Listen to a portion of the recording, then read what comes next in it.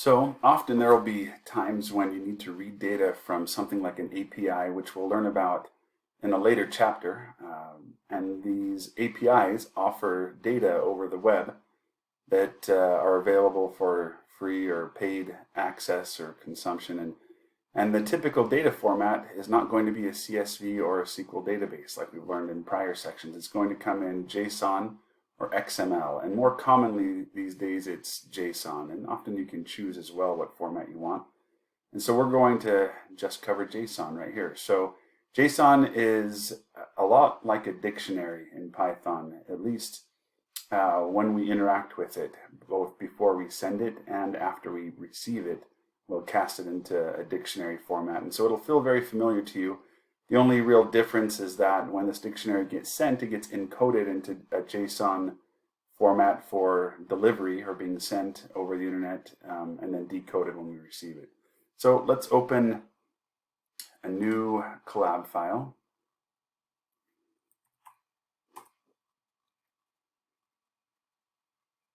Let's see, mine defaults to that. I'm going to make a new notebook here.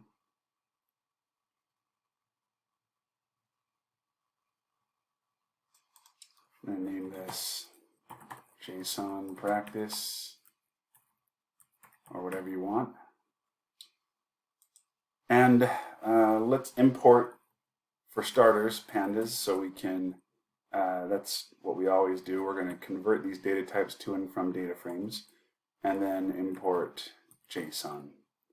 All right, so let's start by reading in a CSV first, because I don't want to pull from an API yet in this chapter, since it's a whole other story that we need a bit more time for that we'll learn later.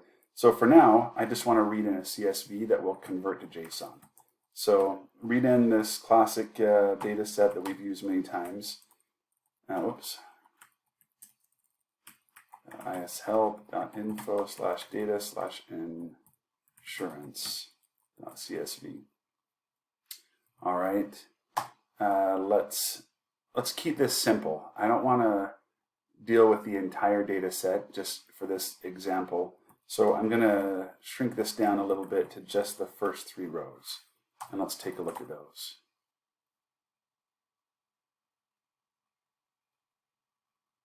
There we go. Took it a second to start up the server. All right. First 3 records. This, of course, if you remember, are insurance customers and their total charges for some period of time. I don't know, maybe a year. Age, sex, BMI, children, smoker, region. These are our attributes or our features we have about them. What I want to do is cast this or convert it into a JSON object.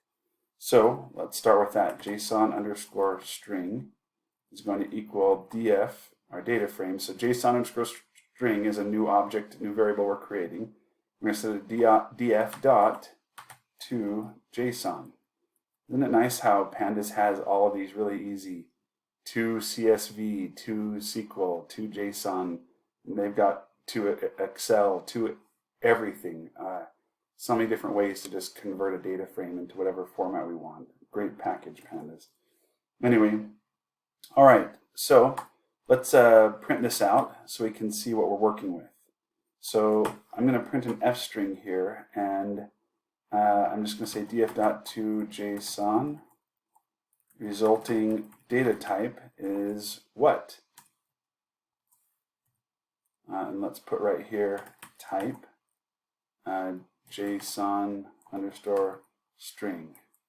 So all I'm doing is letting you see what happens when we call this df.toJSON method. All right, so it converts, oh, if I could spell things right. Wow. So it converts this first to a string. Now, right now, it's not a JSON object yet, but it's ready to be loaded as a JSON object. So let's do that next. I'm going to put this here, convert data frame to JSON string. Next, we're going to convert JSON string to a JSON dictionary. So, come on, get out of the way. There we go. So let's call this, call it dict JSON, or maybe to keep things consistent, JSON dict equals, and we're going to call the JSON.loads method. So what do we learn from this? We learned that in order to load or convert something into JSON, it has to be in a string format. Now, that doesn't mean that it won't look like a dictionary first. Let me get to that in a second. First of all, I'm going to print this out so you can see what we're dealing with. Df dot, or I'll say JSON.loads resulting data type JSON dict, just so you can see. So using these JSON methods, it appears that it's just turning it into a data type of string or dictionary, but it's actually, well, let's show you here. So let's print out the actual JSON string right here. Print JSON string. All right. What does this look like to you? So see how we have curly braces, and then age, and then we have more curly braces. So I know the curly braces means dictionary, and we would expect to see, if it is a dictionary, a bunch of name-value pairs. So here's our name, age, and our value here just happens to be another dictionary.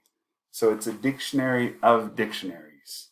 And in this case, it looks like it's made the columns each of the keys, and then the column data, the values. But what's inside this dictionary? So you see it's 0, 19, 1, 18. What it's saying is it's index 0, value 19, index 1, value 18. See that right there? 1, 18, 228, 228. So this is one format of a JSON dictionary that we can convert a data frame into. There are others, and we'll come back to that. So let's just take a look and see what happens when we try to print a JSON dictionary that's been loaded. Dict.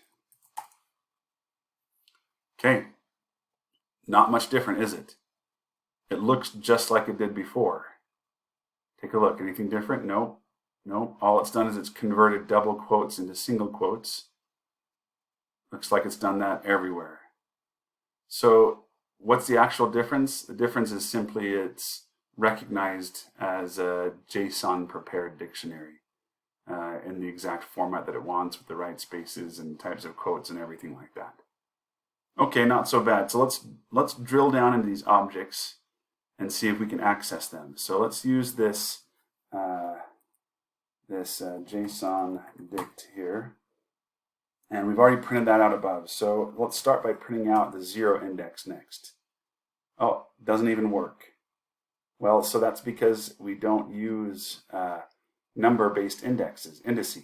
With a dictionary, we use keys. So let's put in here a key name, like JSON dict age. Oh, cool, there's the values. Now age, the value here, has its own dictionary in it. So let's access the first value of the dictionary. Can we do this now? Nope, because we're still working with the dictionary value, and we've got to use a key name. Well, the key name is actually 0, but it's a string with quotes around it. So all we got to do is put the quotes around it. Now we get 19. Okay, let's just check the next one and just make sure this is all working the way we expect. Should get 18 here. Yep, that seems to work just right. Okay, so this is generally how to interact with it. So now that we know how to access values within a JSON dictionary, let's write this dictionary back into a data frame in our original format. So I'm going to change this to df_new, just to keep the old object, equals pd.dataframe, and we can pass in JSON dict. So hopefully this looks familiar to you. If you've taken the prior class, or maybe within this class, you've learned how to build a new data frame out of a dictionary. And really that's all we're doing right here, is passing in a dictionary. And let's print this out to see what it looks like. Cool. So by default, it knows that this is a column name, and then these are column values, and that seems to work fine. However, there's more than one way to organize a JSON dictionary, and when you download data, it could come back in any one of these forms. So let's go through those briefly just so that you're familiar with them. So we're going to do this just like we did above, but when we create the JSON string, this time we're going to set equal to df.toJSON, and we're going to pass in, rather than just use the empty parameters, we're going to pass in orient equals and change it to split. Now the default orientation is what's called columns. So I'm going to add that right here.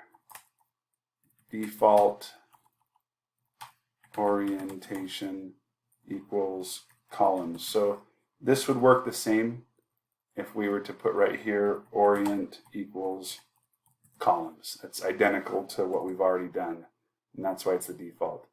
But we don't have to put in the default value in there. But down here, now we have orient split. Let's see how this is going to be different. So I'm going to go ahead and, just while I'm at it, create the JSON dict and say that equals to JSON.loads and pass in the JSON string we just created.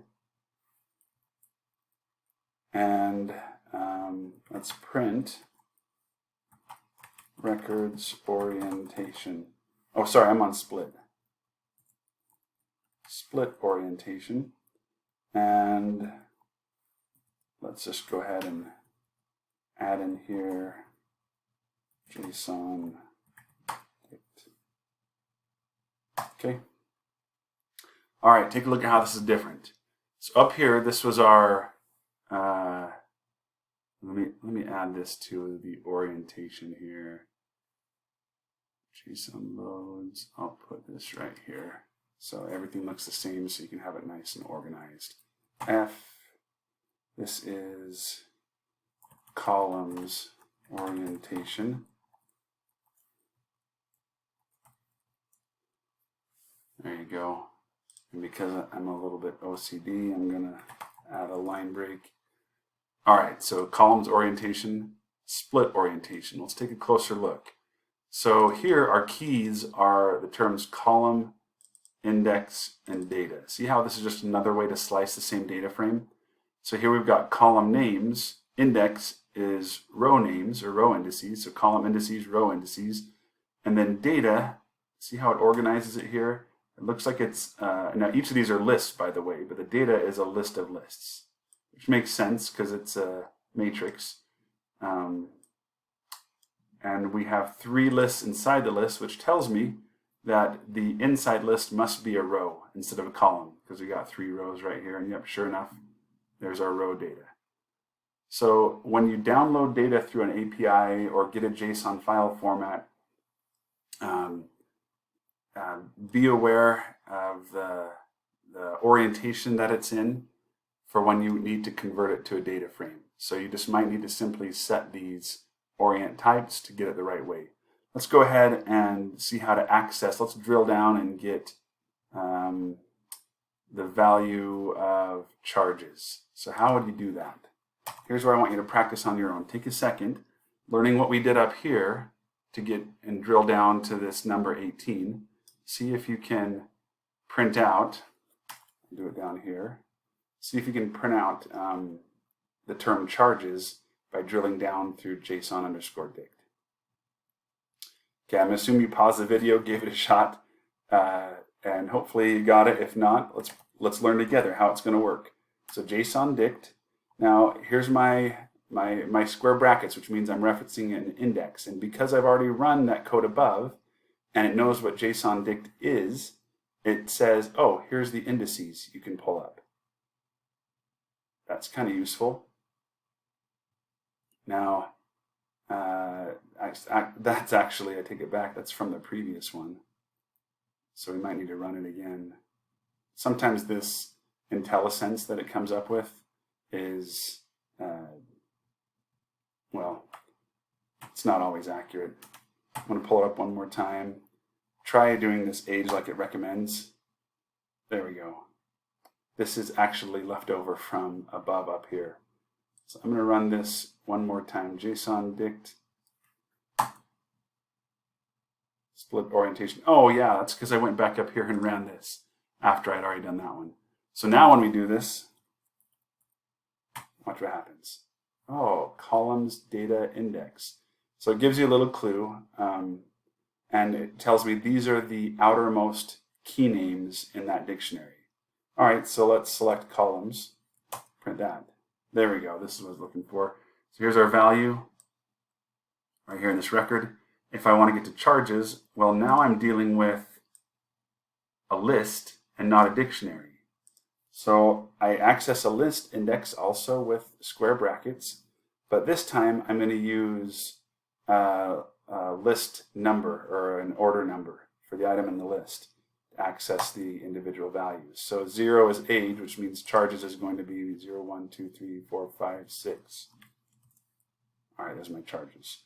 If you want to practice again, see if you can get, here's a little harder one. See if you can get down to the value of 33.77. Okay, I'm assuming you paused it and tried it. So I'm going to go ahead and do it now. Instead of columns, we're going to data. Data gives us that list of lists. So once we're inside data, we're going to go inside the next list. And the value we want is in the second row, 33.7. So that means it's list index 1. Okay, now I'm down to that one. And if I want to get to that 33.77, that is index 0, 1, 2. So put in the number 2. There's my 33.7. All right, cool. Let's move on to the next one. If you feel like you've got the idea by now, you could probably end the video here and move on. All I'm going to do next is go through the other orientations and do the same thing with each of these. So if this is still feeling like it's a little new and fresh to you, keep watching the video, but some of you are more seasoned programmers and you could probably end by now. All right, so I'm going to move on here. Let's go ahead and create, I'm going to copy my code from above to go a bit faster. This time, instead of the split orientation, let's do the records orientation. So I'll change this records orientation. See what that looks like. All right, in this case, how is it different? I'm going to scroll this one back over so you can compare them. So now our values that we get, or our initial, our JSON dictionary is actually not a dictionary at all. Look at this. What is it? It's a list because the most outer symbol is a bracket and not a curly brace. So I could actually change this. Well, it doesn't matter. It's just a variable name. Yeah, whatever. I'll leave it as it is. So my outer object is a list, and inside my list, I have what looks like a dictionary here.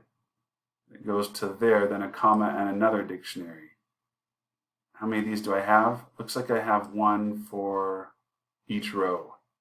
So a row with a dictionary, and inside the row, or inside the single row dictionary, I have a bunch of individual attribute value pairs. It looks like column, name, row, value. So I don't ever have the row index. It's implied in the order of my outer list. Anyway, no big deal. See if you can take what we learned here to get to the value of 16884. Okay, let's go ahead and drill down to that one. I'm going to assume you tried it. JSON dict, even though technically this is a list. We're not going to complain about that. Let's go.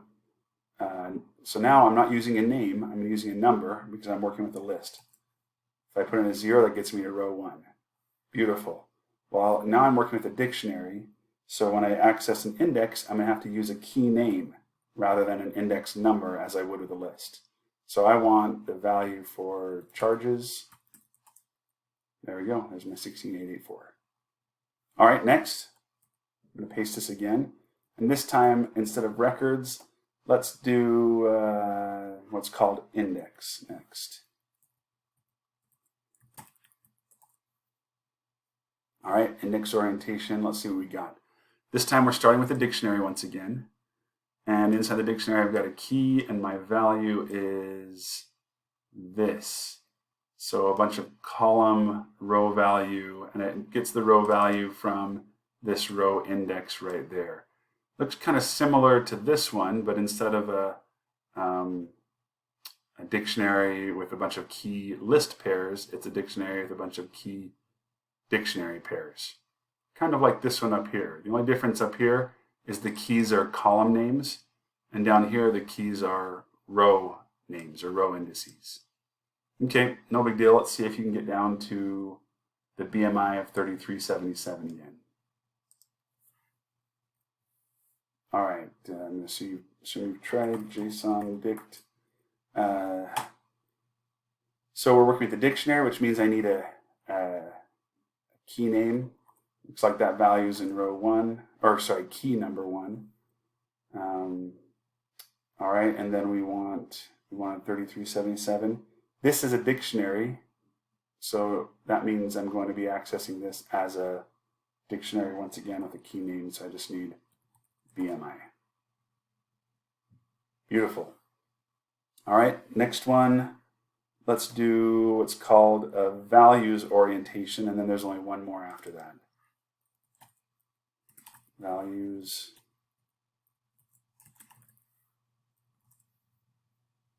Okay, this one looks like I've got a list of lists, no curly braces at all. This could work.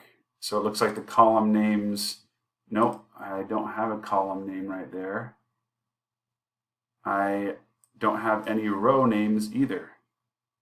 All I have is values. So this is a stripped down values only format, which is why it's called values. And the order of the rows is implied by the order of the list within. The order of the column is implied by the order of the inside nested list. So let's get to 3377 once again. JSON dict. So since these are all lists, I'm going to be accessing everything by numbered indices. So that gets me to the right row. 3377 is in number 2. There we go, 3377. Okay, last one is called tables, or table.